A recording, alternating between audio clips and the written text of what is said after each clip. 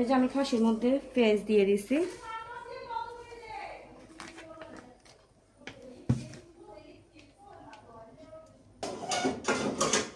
এই যে পেঁয়াজটা দেওয়ার পরে এখানে নারকেল বাটা যেটা ওটা দিয়ে দিছি।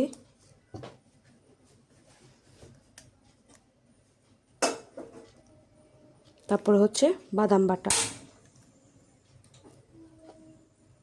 তারপরে কাঁচামরিচ ব্লেন্ডার করা যেটা রাখছে ওইটা দিয়ে দিচ্ছি।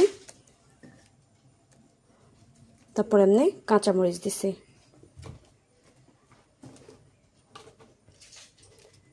এখানে তেজপাতা, এলাচি, দারচিনি সব কিছু দিয়ে দিছি। তারপরে এখানে জিরা বাটাটা দিয়ে দিছি। তারপরে মশলাগুলো দিয়ে দিতেছি।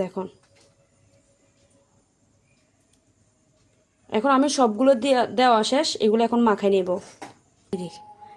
এই যে আমি এখন কোরমার মশলাটা দিয়ে দিছি।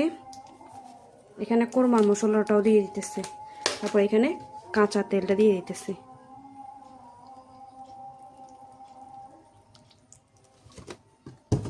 এগুলো এখন হাত দিয়ে মাখাই নিব।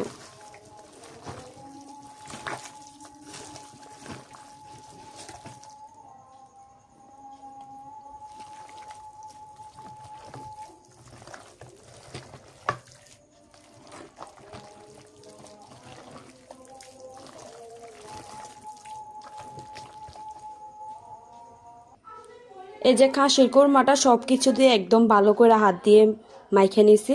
এটা এখন চুলার মধ্যে বসাই দিব। চুলার মধ্যে দিয়ে দিলাম।